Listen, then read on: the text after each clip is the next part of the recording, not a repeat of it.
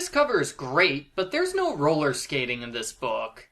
And why would Marianne go skating without Dawn? Dawn probably refused to come, because apparently all blondes on this cover are in windstorms that don't affect other people. Argo Funk Book Review, Argo Funk Book Review. This book was written by Anne Martin. Marianne starts by recapping her last book, where her boyfriend Logan became controlling and told her what to do all the time. She asked him to cool off, but Logan took it the wrong way. He thought she meant break up, and they haven't talked to each other since. Please note, this is not what happened. Continuity! They didn't break up because of a misunderstanding. They broke up because Marianne literally told him she wants to break up. Here's a picture of that scene in case you don't believe me. Marianne has totally forgotten about this, and she's decided she wants to get back together with Logan because she loves him forever and always. Ugh. Marianne stresses over an English assignment. The school is dividing kids into groups of 4. Each group has to study an author and do a presentation. This involves talking to other people, so Marianne does not like the idea of the project at all. The babysitters gossip about which students they'll work with, as well as which authors they'll study. Christy giggles at the thought of a boy studying Judy Blume, because Judy wrote a book that mentions bras. Christy doesn't wear a bra yet, and why do we need to know this? I do not want to hear about Christy's bras, or lack thereof. Marianne is assigned to study fictional author Megan Reinhardt. She is paired with Pete Black, Miranda Shilber, and Logan. Not Logan! Marianne immediately starts crying because she can't possibly talk to Logan, not since they broke up. Marianne, weren't you just saying you love Logan forever and want to get back together with him? Why do you dislike him all of a sudden? Continuity! The first group meeting is tense. Miranda hates Pete because once he snapped her bra so hard that it broke and she had to keep it in her purse for the rest of the day. Again, why do we need to know this? Could we please stop with the bra talk? Marianne's nemesis Cokie Mason appears at this point. Cokie switches places with Miranda so she can be in the same group as Logan. She tries to get Logan's attention by asking him a lot of pointless questions. Marianne is annoyed, but then Logan smiles at her. And that was all it took. I knew then that I wanted Logan as a friend and as my boyfriend. How could I have ever said we needed time apart? That's right. Logan smiles at Marianne once, and she instantly goes from not talking to him to wanting to date him. This would be romantic if it wasn't so pathetic. Instead of telling Logan about her feelings, Marianne says nothing at all, and she lets Cokie flirt with Logan nonstop. They have a meeting at Cookie's house where Cokie is clearly annoyed whenever Marianne and Pete talk. She alternates between ignoring the conversation and hitting on Logan.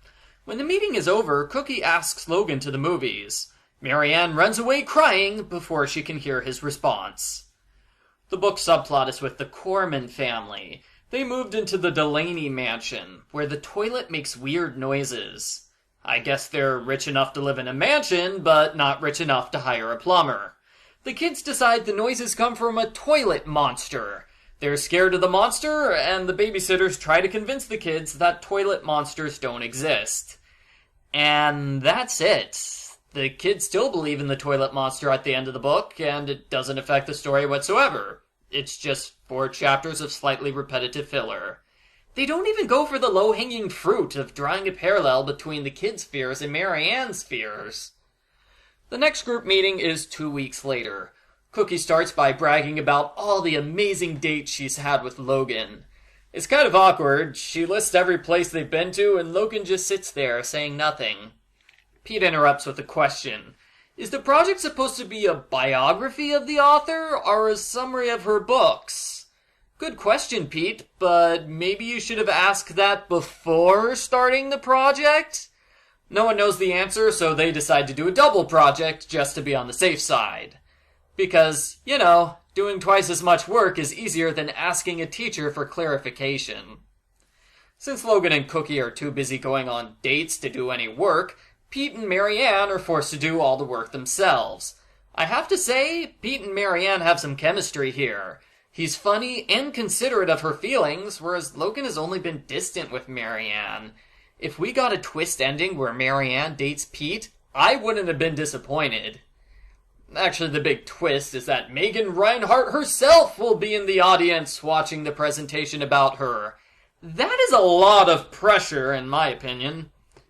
Logan calls Marianne 2 days before the deadline. He apologizes for not doing his fair share of the project. He says he got swept away by Cookie's feminine wiles. But he doesn't really like her. She's just a replacement for Marianne. I say that's an awkward thing to tell your ex, but Marianne is encouraged to hear Logan was only fake dating her rival. Marianne is nervous on presentation day, and she holds her speech in front of her face so she doesn't have to look at the audience. Her speech goes over well, but Cookie's speech is a disaster. It's super obvious Cokie never read the book. All she did was copy information from the back cover. Several kids laugh at her. Conveniently for Marianne, Cokie blames Logan for her failure, and she breaks up with him.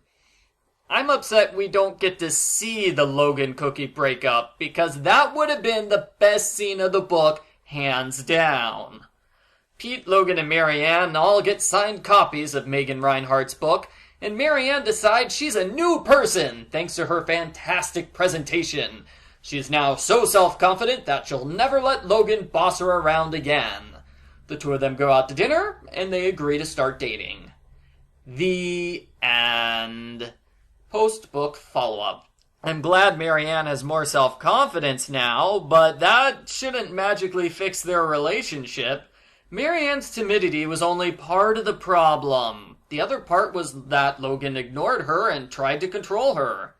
Luckily, Logan manages to correct this personality flaw without any prompting whatsoever.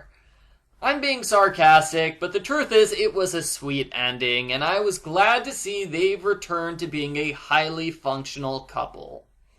Logan dates Cokie over a dozen times, but the book avoids saying whether or not they were officially boyfriend and girlfriend. Considering how aggressive Cokie is when it comes to pursuing Logan, I have to imagine she kissed him multiple times. I would enjoy hearing more details about the Cokie-Logan relationship, but we don't get that, because Cookie is never taken seriously as a romantic rival. She's more like an airhead joke.